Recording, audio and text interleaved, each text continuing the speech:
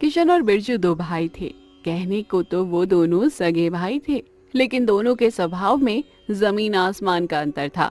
जहाँ एक तरफ किशन बेहद मेहनती और दयालु स्वभाव का था, वहीं दूसरी तरफ बिरजू एक नंबर का आलसी और ढीठ इंसान था। बचपन में ही दोनों के माँ बाप का देहांत हो जाने के कारण दोनों शुरू से साथ बड़े हुए और समय समय पर किशन अपने भाई बिरजू को समझाने की बहुत कोशिश करता था, लेकिन बिरजू उसी को भला बुरा कहकर भगा देता था। ऐसे ही दिन बीतने लगते हैं और दोनों की शादी हो जाती है। अब दोनों अपनी पत्नी और बच्चों के साथ अपने परिवारों में हंसी खुशी अपना जीवन बिता रहे थे। तभी एक दिन, क्यों जी, आपको जरा भी फिक्र नहीं है? सूरज कितना सर पर चढ़ाया है और आप देखो अभी तक सोए हुए हो। उधर देखो, किशन भैया को कब से खेतों पर गए हुए हैं। अब तो उनके खेतों से भी आने का समय भी हो गया है। अरे उठता हूँ भाग्यवान। तुम्हारा ये रोज रोज का रोना गाना मुझे बिल्कुल भी पसंद नहीं है। हर सुबह बस यही तुम्हारा गाना रेडियो की तरह बजाती रहती हो। अरे बिरजू भाई, तुम अभी तक सोए हुए हो। हर रोज इतना देर से उठना हमारी सेहत के साथ साथ हमारे काम के साथ भी मक्कारी है। हाँ भैया, आप बिल्कुल ठीक कहते हैं। मैं भी हर रोज इनको यही समझाती हूँ, लेकिन इनके कान पर एक जूं तक नहीं रेंगती है। हाँ ठीक है, तुम लोग ज्यादा ज्ञान मत दो। और हाँ किशन, तुम हमेशा से ही मेरे बड़े भाई बनने की कोशिश करते आए हो। तुम क्यों ये भूल जाते हो कि हम दोनों जुड़वा भाई हैं, इसीलिए ये अपने ज्ञान की गठरी अपने पास ही रखो। बिरजू के ऐसा कहने पर किशन वहाँ से चला जाता है। बिरजू हमेशा ही किशन को भला बुरा कहता था, लेकिन किशन अपने भाई होने का फर्ज कभी नहीं भूलता था। समय बीतता जाता है, लेकिन बिरजू की आदतों में कोई सुधार नहीं होता। फिर एक दिन, राधा भाभी, ओ राधा भाभी, क्या कर रही हो? अरे बसंती बहन, बड़े ही दिनों बाद आई हो, आओ बैठो तो सही। और कैसी हो बसंती? अरे मैं आ गई, यही कम है क्या? आपको तो आने का जरा भी समय नहीं है। फिर दोनों जोर जोर से हंसने लगती है। राधा भाभी, आपका घर तो मुझसे भी बहुत बड़ा है। सच में कितना सुंदर और पक्का मजबूत घर बनवा लिया है आपने। बसंती, ये मैंने नहीं बनवाया, बल्कि मेरे पति की दिन रात कड़ी मेहनत से बना है।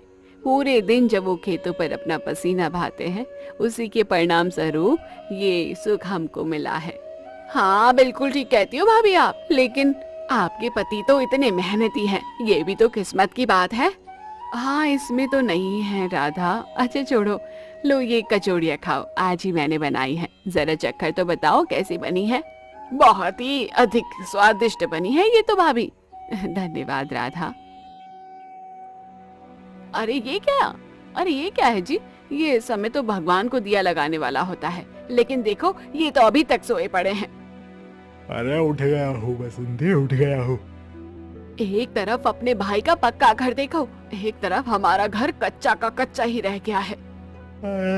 अरे तुम औरतों की ना यही समस्या है, दूसरों को देखकर हमेशा ईर्ष्या से भर जाती हो। ये ईर्ष्या की बात नहीं है, ये बात तरक्की की है। खैर तुम ये कहाँ समझोगे, तुमको सोने से फुर्सत हो तब ना। अब हमारे बच्चे भी बड़े हो चले हैं, उनके भविष्य की भी कुछ फिक्र होनी चाहिए आपको।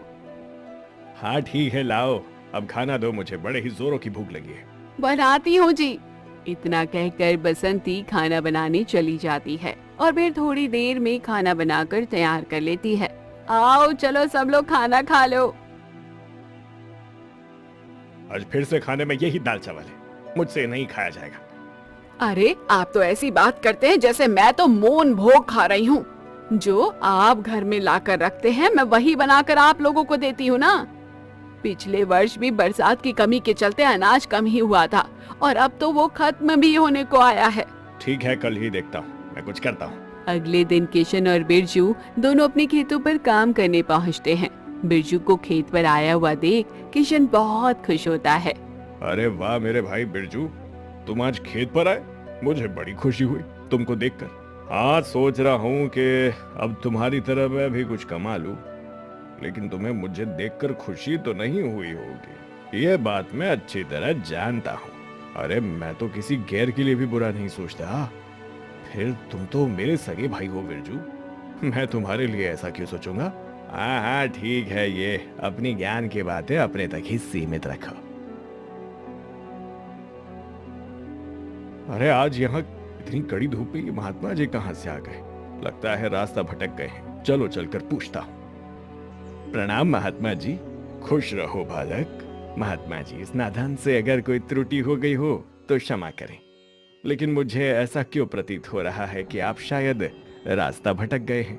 तुमने बिल्कुल ठीक पहचाना बालक। तुम वास्तव में ही एक तीक्ष्ण बुद्धि बालक प्रतीत होते हो। महात्मा जी धन्यवाद। मुझे अपनी सेवा का अवसर दीजिए।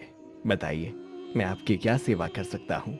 मैं बस 2 घंटे के लिए तुम्हारे खेत में विश्राम करना चाहता हूँ। जैसे ही ये धूप हल्की होगी मैं अपने गंतव्य स्थान की ओर प्रस्थान कर जाऊंगा। क्यों नहीं, आइए आइए महाराज, आप यहाँ चारपाई पर आराम कीजिए और ये भोजन ग्रहण कीजिए। नहीं नहीं, इस भोजन की कोई आवश्यकता नहीं है। तुमने मुझे यहाँ शरण दी, यही मेरे लिए काफी है। महात्मा जी, आपके चरण मेरे खेत में पड़े, ये तो मेरा अहोभाग्य है। महात्मा जी, आप ये भोजन ग्रहण कीजिए ना। मेरा भाई एक नंबर का मूर्ख इंसान है। अब बताओ, किसी राह चलते को ही अपना भोजन दे दिया, अब पूरे दिन ये भूखा रहेगा। रहने दो इसको भूखा, मुझे क्या, मैं तो अपना खाना भर पेट खाऊंगा, इसको दिखा दिखा कर खाऊंगा। अब जैसे ही शाम होती है महात्मा जी अपनी पोटली उठाकर चलने लगते हैं। महात्मा जी, आप जा रहे हैं तो जाते हुए अपने कुछ आशीर्वाद भी मुझे देते जाइए। हाँ किशन, मेरा आशीर्वाद सदैव तुम्हारे साथ है। तुम एक नेक और सच्चे इंसान हो। लो, ये कुछ बीज है, इनको बो देना। ये जादुई बीज हैं, बस तुम्हें धैर्य रखना होगा। अच्छा, अब मैं चलता हूँ। इतना कहकर महात्मा जी चल देते हैं और बिरजू ये सब देख रहा होता है और वो मन ही मन हंसने लगता है। न जाने कहां कहां से आ जाते हैं लोग और हमारे भ्राता श्री उनकी सेवा में लग जाते हैं। लगे रहो भैया, लगे रहो। अपन को क्या, अपन तो चले अपने घर। और बिरजू अपना सामान उठाकर घर की ओर चल देता है। इधर बिरजू के जाने के बाद, अरे बिरजू कहाँ गया? अभी तो खेत पर था यहीं। चलो उसे कल सुबह ये जादुई बीज दे दूंगा। फिर किशन भी अपना सामान लेकर घर की ओर चल पड़ता है और अपनी पत्नी राधा को सारी बातें बताता है। अच्छा, आज हमारे खेत पर महात्मा जी आए थे, इससे अच्छी बात हमारे लिए क्या ही हो सकती है।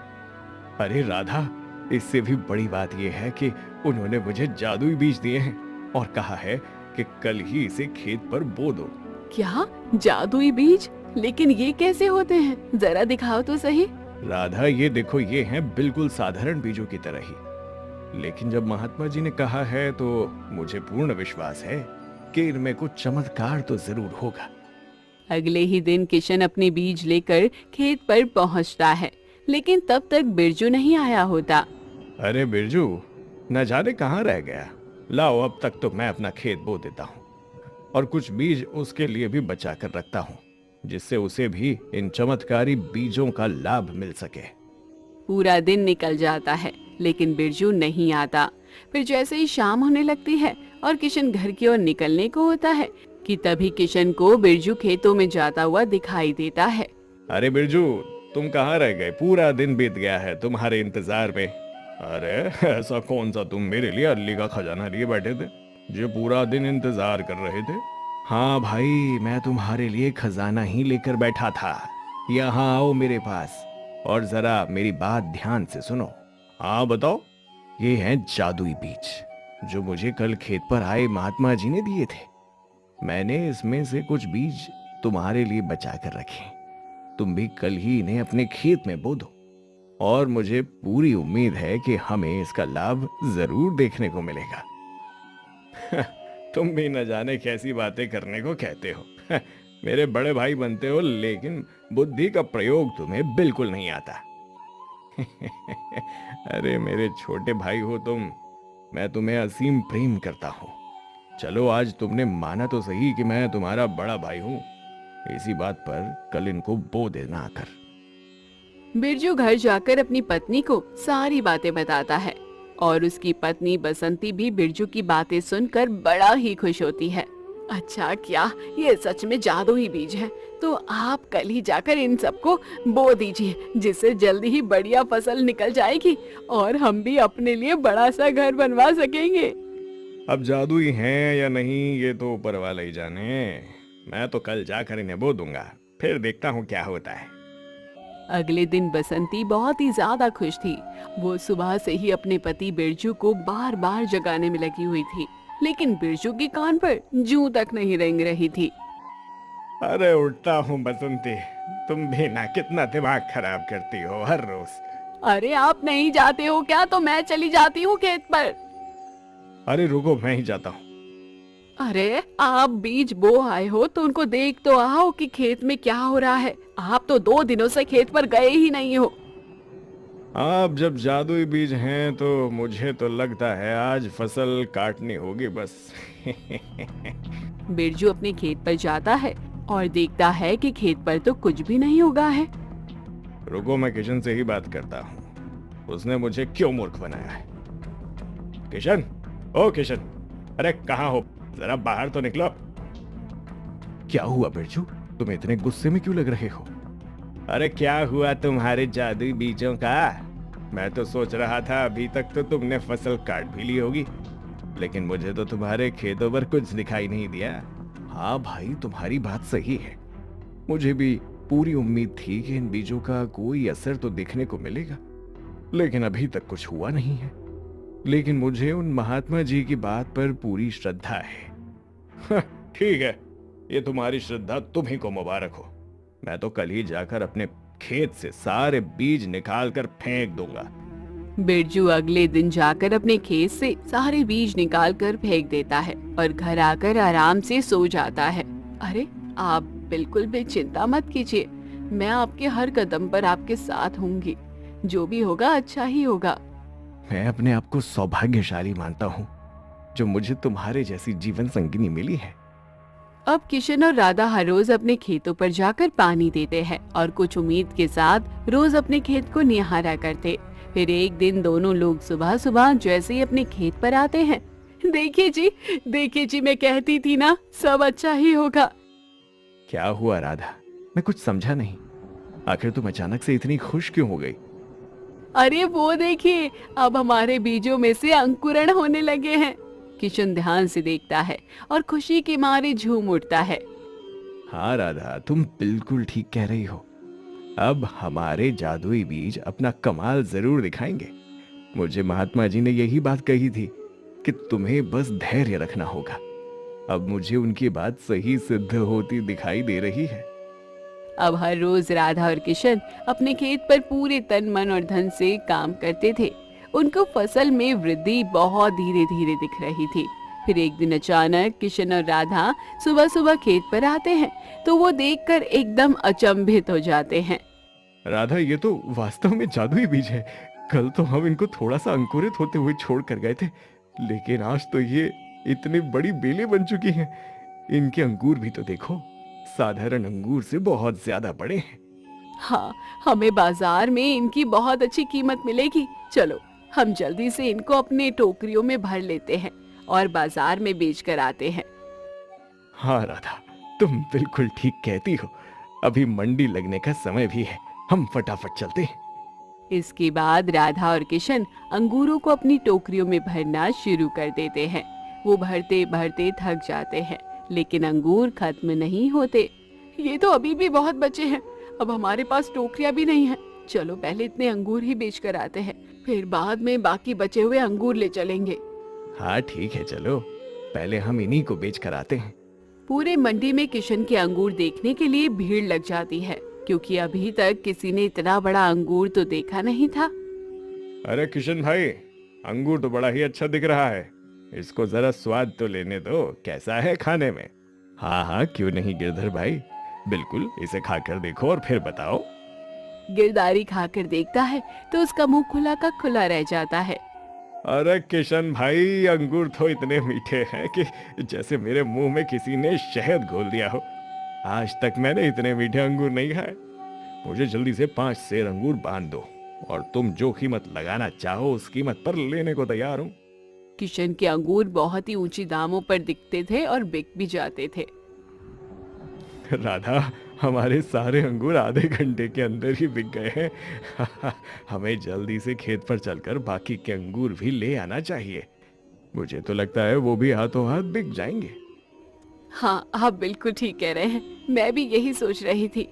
दोनों लोग जल्दी से वापस अपनी खेत पर जाते हैं और देखते ही देखते कि खेत फिर से पूरी तरह अंगूरों की बेलों से ठीक उसी तरह भर गया था जैसे कि उन्होंने सुबह देखा था।